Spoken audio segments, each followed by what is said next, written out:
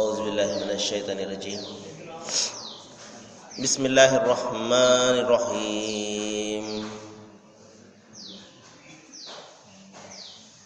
वमा कान लिनबिय्यिन अन यग़ुल्ल वमन यग़्लुल यअति बिमा ग़ल्ल यौमिल क़ियामति सुम्मा तुवफ़्फ़ा कुल्लु नफ़्सिन मा कसबत वहुम ला युज़्लमून।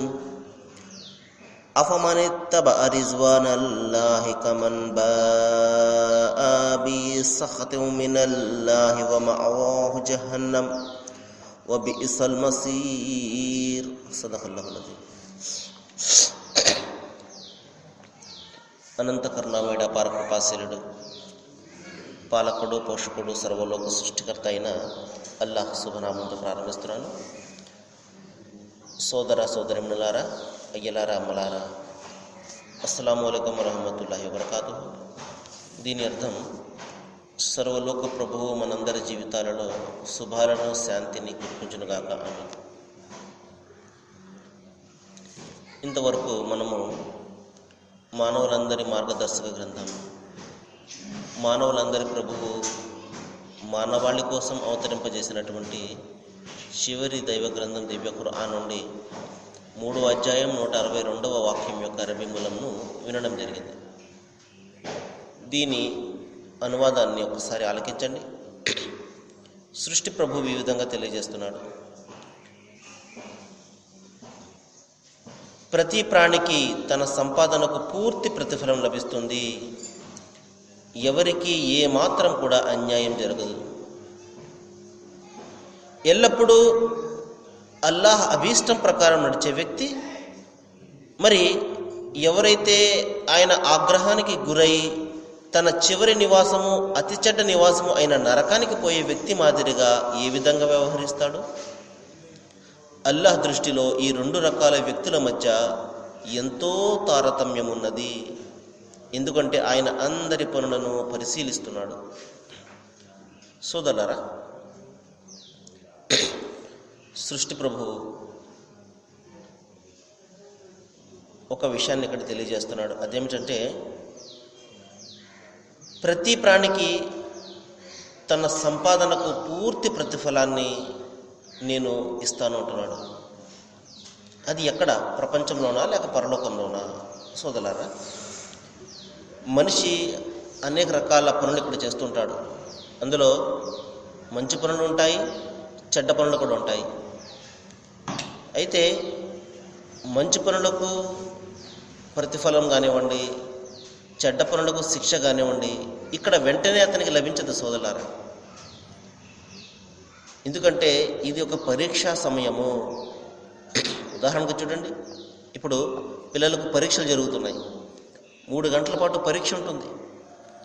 ఆ పరీక్ష పేపర్లో ఆ విద్యార్థి తన ఇష్టం వచ్చినట్లుగా రాయొచ్చు. అతను మంచి సమాధానం రాయొచ్చు, లేకపోతే తన ఇష్టం వచ్చినట్లుగా రాయొచ్చు, తప్పు సమాధానం రాయొచ్చు. కానీ ఏమి రాసినప్పటికీ కూడా అతన్ని ఎవరు పట్టించుకోరు ఆ 3 గంటల పాటు కూడా. ఆ తర్వాత పరీక్ష అయిపోయిన తర్వాత అతను సరిగ్గా రాసినట్లయితే మరి పాస్ అవుతాడు, మరి తప్పు సమాధానం రాసినట్లయితే ఫెయిల్ అవుతాడు. మన జీవితం కూడా అంతే సోదరులారా. ఇక్కడ మనము మంచి చేసినా చెడు చేసినా ఇక్కడ ప్రతిఫలం వెంటనే మనకు లభించదు. మరణానంతరము ఒక రోజు ఉన్నది.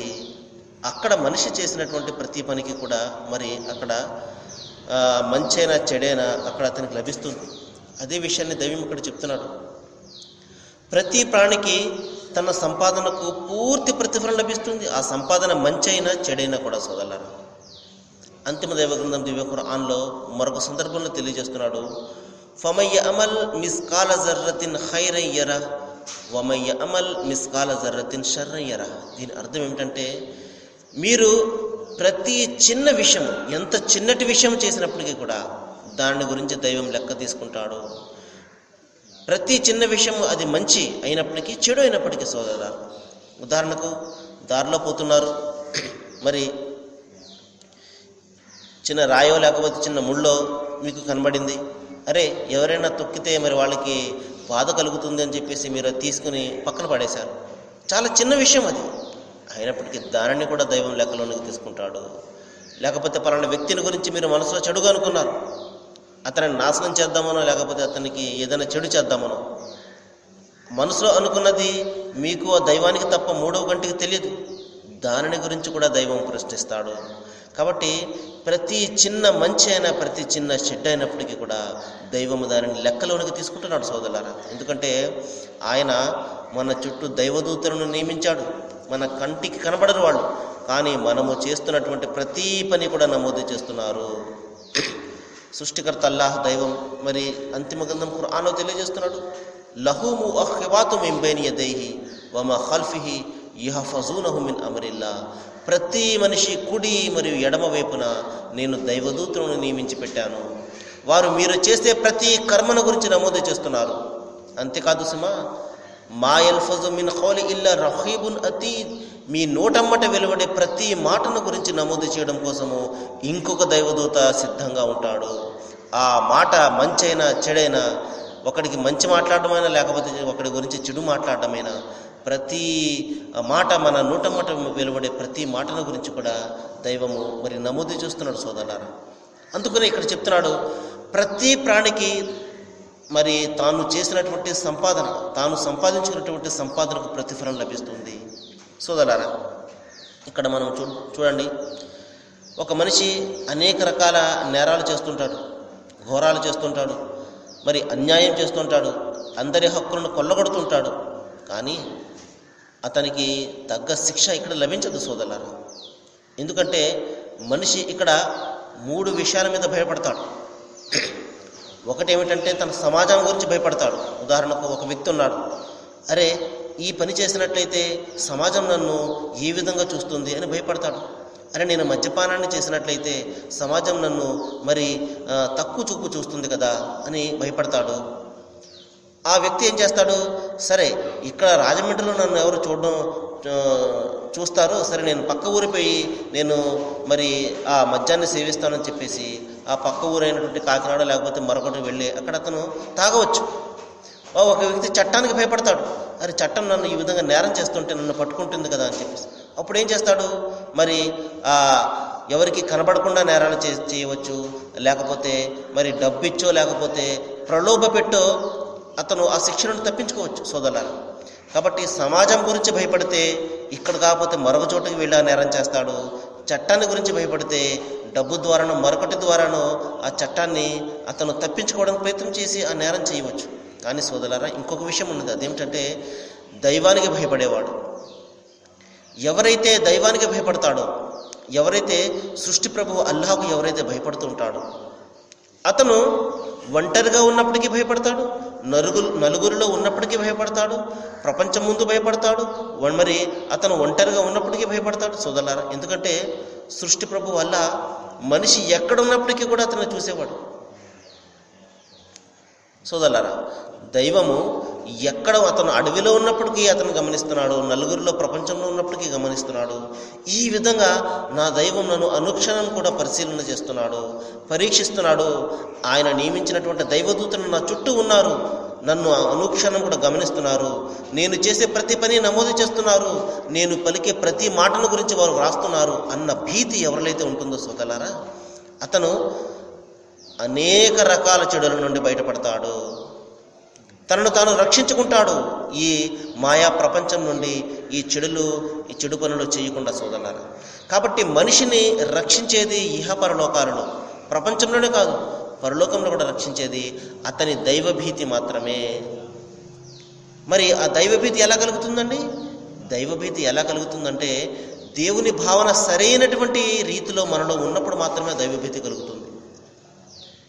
ఎంతకాలం వరకు అయితే మనము దైవం కూడా నాలాగే మనిషి అని, దైవం కూడా నాలాగే భార్యాబిడ్డలు గలవాడు అని, నాలాగే బలహీనతలు ఉన్నవాడు అని, ఆకలి వేస్తుందని అన్నం తింటాడు అని, ఈ విధంగా మరి సకల బలహీనతలన్నీ నాకు ఉన్నటువంటి బలహీనతలన్నీ ఈయనకు ఉంటాయి అని ఎప్పటి వరకు అయితే అతను ఈ రకమైనటువంటి ఆలోచన చేస్తుంటాడో తన దైవాన్ని గురించి, అతనిలో భయం ఎంత మాత్రం కూడా రాదు సోదరులారా. నేను అనేక సందర్భాల్లో చెప్పాను. కాబట్టి దేవుని భావన అనేది సరైనటువంటి రీతిలో ఉన్నప్పుడు మాత్రమే నిజమైనటువంటి దైవభీతి కలుగుతుంది. కాబట్టి దైవ భావనను సరైన రీతిలో మనం అర్థం చేసుకోవాలి. మన దైవము మనలాగా మనిషి కాడు సోదరులారా. మన దైవము మనలాగా బలహీనతలు ఉన్నవాడు కాదు. అలసిపోవడము, నిద్రపోవడము, ఆయన నిద్రపోతే ప్రపంచాన్ని ఎవరు నడిపేది సోదరులారా? మనము ఆయనను లేపుతామా? పాట పాడి ఆయనను మనం లేపుతామా సోదరులారా? ఒకసారి మనం ఆలోచన చేయాలి. మనము లేస్తే లేచే దైవము మనల్ని ఏ విధంగా రక్షిస్తాడు? కాబట్టి ఈ విధంగా వాస్తవిక దృష్టితో మనము పరిశీలన చేయాలి. మన బలహీనతలకు అతీతంగా ఉండేవాడు దైవం. కాబట్టి మనము ఒంటరిగా నేరాలు చేస్తున్నప్పుడు మనల్ని చూడడం లేదనుకోండి ఆయన, ఇంకా దైవం ఎందుకు సోదరులారా? కాబట్టి దైవం అనుక్షణం కూడా మనల్ని గమనించేవాడు, పరిశీలన చేసేవాడు. ఎవరైతే ఈ విధమైనటువంటి దైవ భీతిని కలిగి ఉంటాడో మరి అతను నిజమైనటువంటి జీవితాన్ని గడుపుతాడు, నైతికబద్ధమైనటువంటి జీవితాన్ని గడుపుతాడు. మరి సృష్టి ప్రభు ఇక్కడ తెలియజేస్తున్నాడు, మీరు సంపాదించే ప్రతి పనికి కూడా అది మంచైనా చెడైనా నేను దానికి ప్రతిఫలాన్ని ప్రసాదిస్తానంటున్నాడు. అంతిమ దైవ గ్రంథం ఖురాన్లో ఒక సందర్భంలో తెలియజేస్తున్నాడు, మరి మనిషి చేసే కర్మల పత్రము దైవం తయారు చేస్తాడు. ఒక గ్రంథాన్ని తయారు చేస్తాడు. మరి ఆ గ్రంథాన్ని అతని చేతిలో పెడతాడు. ప్రళయ దినాన్న మనమందరం కూడా దేవుని ముందు నిలబడతాము. అందరం కూడా మరి మొట్టమొదటి మానవులైనటువంటి ఆదము దగ్గర నుండి మరి చిట్ట చివరగా పుట్టే ఆ మనిషి వరకు కూడా అందరూ సమానులుగా మరి దైవం ముందు హాజరవుతాము. మరి అందులో పెద్ద పెద్ద రాజ్యాధికారాలు వెలగబెట్టిన వాళ్ళు ఉంటారు, గొప్ప గొప్ప పదవులు పొందిన వాళ్ళు ఉంటారు. కానీ అందరూ కూడా సమానంగా అక్కడ నిలబడి ఉంటారు దైవం ముందు. సోదరులారా, అప్పుడు మన కర్మల పత్రము మన చేతికి ఇవ్వబడుతుంది. అప్పుడు ఆ కర్మల పత్రాన్ని మనిషి తీసుకుని చదువుతాడు. చదివినప్పుడు ఈ విధంగా వాపోతాడు, యా వైలతన మాలి హాజల్ కితాబ్ లా యుగాదరు సగీరతన్ వల్ల కబీరా. ఓ ఇదేమి గ్రంథము, నేను చేసిన ప్రతి పని కూడా ఇందులో నమోదు చేయబడి ఉన్నదే, చిన్న పని పెద్ద పని ప్రతి పని కూడా ఇందులో నమోదు చేయబడి ఉన్నదే అని ఆ రోజున మనిషి చాలా భయంకరంగా బాధపడతాడు. అరే నాకు ఈ విషయం ముందే తెలుసున్నట్లయితే నేను ఎంత జాగ్రత్తగా ఉండేవాడిని. సోదరులారా, మరి మరొక సందర్భంలో దైవం తెలియజేస్తున్నాడు, యా యుహలజిన ఆమను లా తుల్హికుం అమ్వాలుకుం వలా ఔలాదుకుం అన్ జికరిల్లా. ఓ విశ్వసించినటువంటి ఓ ప్రజలారా, ఓ మానవులారా, మీ సంతానము మీ సంపద మిమ్మల్ని దైవ స్మరణ నుండి మరల్చకూడదు. జాగ్రత్త సుమా. ఈ ప్రాపంచిక మాయలు పడిపోకండి. మీరు ఈ వ్యాపారాలు ఈ కుటుంబాలు వీటి మధ్య మీరు మునిగిపోయి దైవాన్ని నిర్లక్ష్యం చేయకండి. ఎందుకంటే ఆ రోజున మనిషి వాపోతాడు, ఓ దైవమా, నాకు అప్పుడే మరణాన్ని ఎందుకు ఇచ్చేశావు? మరికొంత సమయం ఇచ్చినట్లయితే నేను మంచి వ్యక్తిగా మారేవాడిని కదా, మంచి దాన ధర్మాలు చేసి మంచి దైవభీతి పరునుగా మారి నీ వద్దకు వచ్చేవాడిని కదా, నాకు మరికొంత సమయం నువ్వు ఎందుకు ఇవ్వలేదు అని దైవంతో ప్రశ్నిస్తాడు. సోదరులారా, మరి సృష్టి ప్రభు అల్లా తెలియజేస్తాడు, నేను నీకు సరిపడ సమయాన్ని నేను ఇవ్వలేదా? మనిషికి సరిపోదా సోదరులారా? మన మనసు మారాలంటే సంవత్సరాలు కావాలా? ఉదాహరణకు చూడండి, మనము ఒక విషయాన్ని ఉదాహరణకు మనము ఏదైనా ఒకటి తాగుతున్నాం, మంచినీళ్ళు కానివ్వండి లేకపోతే మరొకటి కానివ్వండి, ఏదో ఒక డ్రింక్ తాగుతున్నాం. కొంతకాలానికి మనకు తెలిసింది, అరే మనం తాగేది ఇది మంచిది కాదు, ఇందులో అనేక రకాల విష పదార్థాలు ఉన్నాయి, ఇది తాగితే మనకు నష్టం కలుగుతుంది, మన ఆరోగ్యానికి నష్టం కలుగుతుంది అని మనకు అనిపించింది అనుకోండి, ఏం చేస్తాం? వెంటనే మానేస్తాము. లేకపోతే పర్వాలేదులే, ఎంతకాలం అలవాటు అయిపోయింది కదా, ఏమవ్వదు అని చెప్పేసి అలాగే కొనసాగిస్తామా? లేదు, ఎందుకంటే భయపడతాం, దీని వలన మనకు నష్టం జరుగుతుందని. కాబట్టి సోదరులారా, మన జీవితం కూడా ఒక విధంగా వెళ్తుంది. ఇప్పుడు చిన్నతనం నుండి మన తాత ముత్తాతల కాలం నుండి మన తల్లిదండ్రుల నుండి ఒక విషయం మనకు అలవాటు అయింది, అదే విధంగా వెళ్తుంది. కానీ అది సరైన పద్ధతి కాదు, సరైన పద్ధతి ఇంకొకటి ఉన్నది అని మనకు తెలిసినప్పుడు మనం ఏం చేస్తాము? సర్లే, ఇంతకాలం కూడా జరుగుతుంది కదా, తాత ముత్తాతల కాలం నుండి ఈ విధంగా అనుసరిస్తున్నాను కదా అని మనము ఆ విధంగా కొనసాగిస్తామా? ఇంత మాత్రం కూడా కాదు కదా. మరి మనకు సాఫల్యం కావాలి అంటే ఏం చేస్తాము? అరే, ఇంతవరకు గడిచినటువంటి మార్గం ఇది కాదు, సరైన మార్గం ఇది అని అతను సరైన మార్గంలో వెళ్ళడానికి ప్రయత్నం చేస్తాడు. ఉదాహరణకు చూడండి, మనము ఒక చోటుకి వెళ్తున్నాము, ఉదాహరణకు వైజాగ్ వెళ్తున్నాము, పొరపాటున విజయవాడ బస్సు ఎక్కేసాము.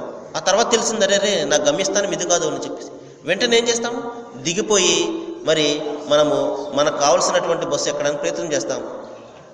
అంతే తప్పించి సరే వెళ్ళిపోతున్నాం కదా అని చెప్పేసి మనము విజయవాడ వెళ్ళిపోతామా? మన జీవితం కూడా అంతే సోదరులారా. మనకు విషయము స్పష్టమైనటువంటి ఒక విషయం మనకు తెలిసిందంటే, అది నిజమని మనకు తెలుస్తున్నది అంటే, దైవం ఒక్కడే అన్న నిజము సత్యము మనకు తెలుస్తున్నది అంటే దానిని అనుసరించడానికి ప్రయత్నం చేయాలి. అంతే తప్ప ప్రారంభం నుండి నేను ఈ విధంగానే కొనసాగిస్తున్నాను కదా, సర్లే ఈ జీవితం అయిపోయింది అని మనము ఏమరపాటలో ఉన్నట్లయితే ఒకే ఒక జీవితము సోదరులారా. సినిమాలో చూపిస్తున్నట్లుగా జన్మలు ఉండవు. ఒకే ఒక జీవితము. ఇది మనము కోల్పోయామంటే మరొక జీవితం మనకు రాదు. కాబట్టి ఆలోచన చేసి ఆచరణ చేయాలి. మరి సృష్టి ప్రభు అల్లాహ్ను నేను ప్రార్థిస్తున్నాను, ఏ విషయాలైతే మనం ఇక్కడ వింటున్నామో వీటి పట్ల మనము ఆచరణ చేసే విధంగా మన అందరికీ జ్ఞానాన్ని దైవం ప్రసాదించాలని, సృష్టి ప్రభు అల్లాహ్ అందరికీ మంచిని చేయాలని నేను వేడుకుంటూ ముగిస్తున్నాను. వాఖిరు దవానా అనిల్ హమ్దులిల్లాహి రబ్బిల్ ఆలమీన్. అస్సలాము అలైకుం.